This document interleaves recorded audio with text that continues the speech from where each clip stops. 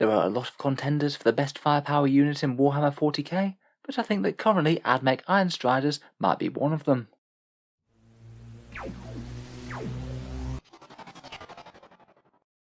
Hello and welcome back to Auspex Tactics, the strategy-focused 40k channel, where today we're talking about Admech Ironstriders, which I believe are going to be a hefty staple in Admech army lists going forward, and extremely feared by other armies from the crazy amount of firepower that they can kick out. Ironstriders were already pretty good in the new codex, often seeing some play in competitive lists, and then when going into the new codex they both gained a 3+ armor save, gained around 40 to 50% increase on their firepower, and are also one of the only heavy firepower units that retains the core keyword. This means that when comparing them to Scorpius tanks and Onager Dune crawlers and things, they can just get a crazy amount of hefty buffs, and those buffs can be applied to an enormous unit, as you can take 6 of them in a squad. In this video we'll talk over the Ironstrider's datasheet, the buffs and extras that they can get from Forge World, characters and stratagems, and how scary their damage output can be with a few layered buffs. So let's jump right into it and see what these chicken walkers can do. First up we'll talk through the Ironstrider's datasheet.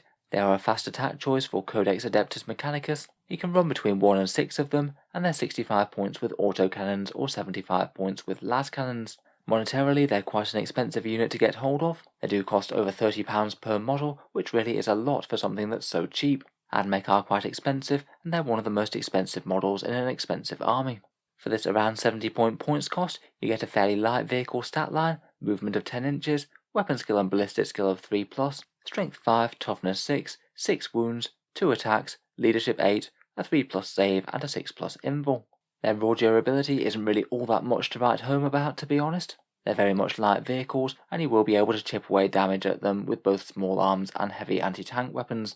They do have good ballistic skill though, and their movement is very good indeed. A movement of 10 inches plus 48-inch ranged weapons means that they're quite likely to be able to jump in and out of cover, and draw some good line of sight to the enemy army.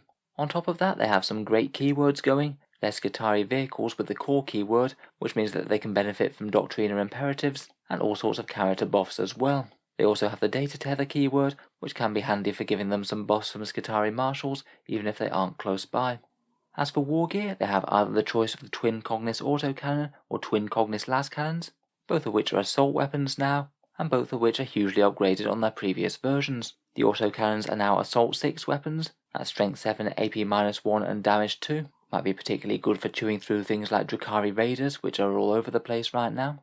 And the Twin Cognis las cannons are assault 2, 48 inches range, strength 9, AP -3 and damage D3+3. They're just so much better than regular las cannons, and for the points they bring some of the highest strength anti-tank fire at this kind of range. Certain units like multi-melter attack bikes or eradicators might beat them up close, but it's pretty crazy to have this sort of damage on the board shooting all the way from 48 inches away on a really mobile platform. Finally, they do have a few special rules. They get Doctrina imperatives as Balistarii. They can use their broad spectrum data tether to give the data tether keyword and +1 leadership to a nearby unit of Balistarii infantry. Just another slightly helpful bonus of having these guys around, and they have a small explosion range. If they explode on a 6, you get a mortal wound when you're within 3 inches of them. Overall, these guys have a ton of good things going for them. Enormous firepower, great keywords, can be fielded in really big units if you want to. Their only weakness is slightly mediocre durability. Just for their raw damage output when it's not buffed at all, just what 3 Ironstriders can do whether they're with autocannons or las cannons. 3 autocannon chicken walkers will kill around 8 guardsmen, 4 marines, or do around 6 wounds to a toughness 7 vehicle. Of course, they're massively efficient against Drakari raiders, where they'll just go through those like paper. 3 las cannon Balistarii obviously aren't very good against infantry, but they'll still kill around about an average of 2 or 3 space marines, or do about 11 wounds to a toughness 7 or 8 vehicle. Certainly not too bad for just north of 200 points of models to comfortably delete a tank a turn at 48-inch range. So those numbers are certainly a good start, but let's talk about all the ways that we can make them even scarier.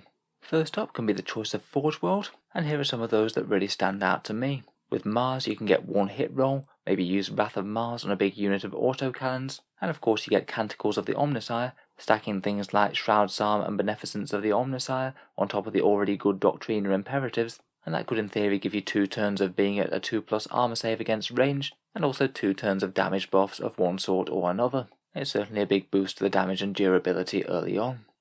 I think a Grippinar could be interesting with autocannon Ironstriders. Their AP is -1 better at 24 inches, and going up to AP -2 makes them a far more generalist weapon.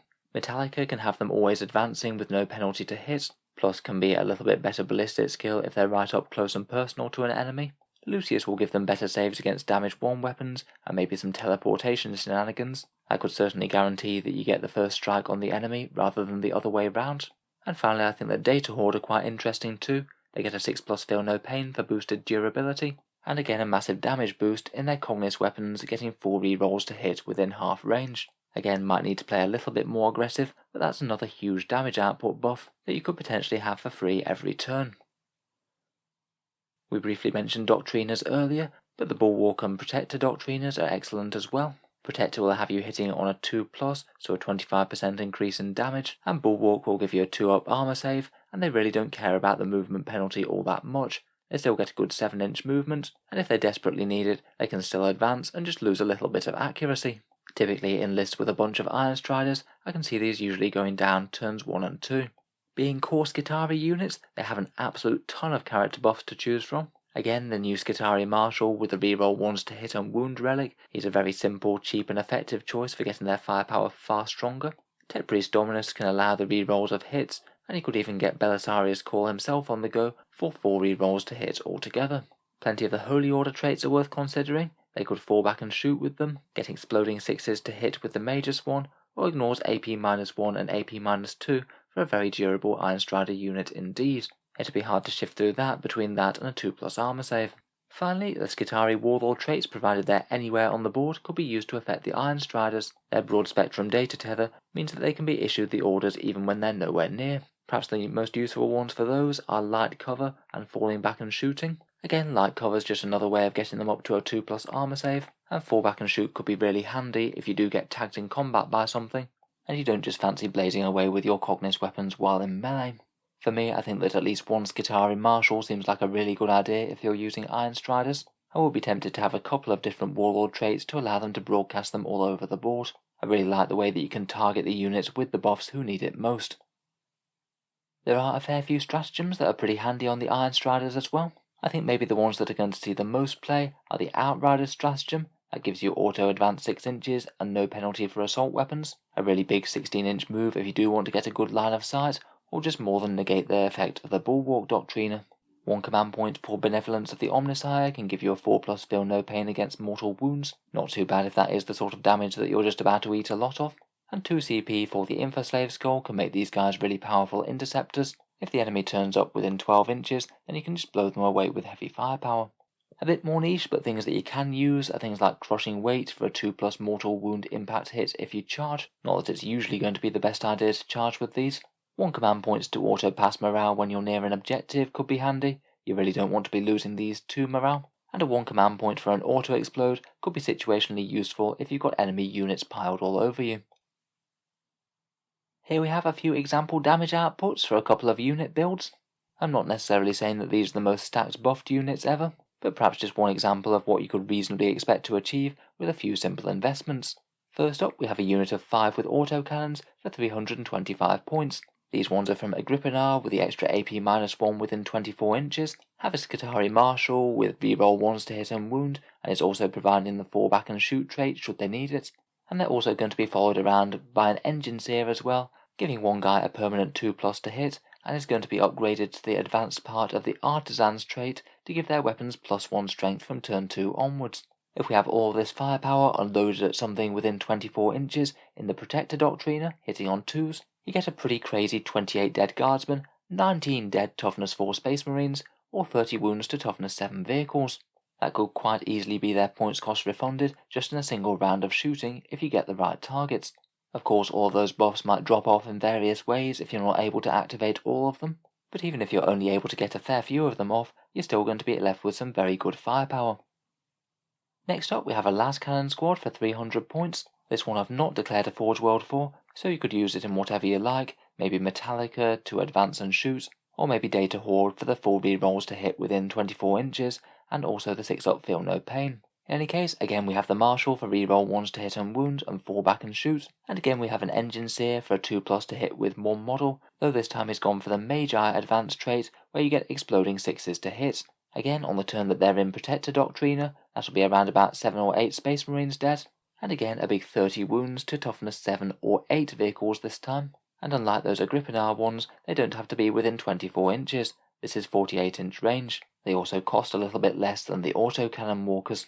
I certainly think that you can stack some very silly things on big units of these, but I think that small units would work well as well. Say we have a cheap 150 point unit with just 2 Ironstriders with las cannons. They take Mars for re-rolling a hit reroll and Canticles, so they can hopefully have one turn of Beneficence of the Omnissiah, the one that allows them a single hit, wound and damage reroll, and then one turn of the Protector Doctrina on top of that.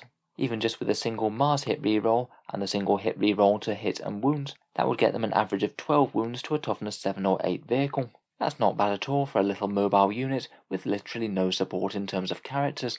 You can certainly make some more interesting builds as well. I think a lot of people will run a few autocannon ones and a few las cannon ones, maybe have the autocannon ones tank damage for the las cannons, and perhaps focus any hit rerolls that you have on the las cannons if you get a choice. I think that typically the way to play them is going to be to hide out of line of sight and use their good movement turn 1 or turn 2 to jump out and beat down the enemy units. Then hopefully when you're exposed, jump into the Protector Doctrina and hopefully be able to tank a little bit more enemy firepower with a 2+ armor save.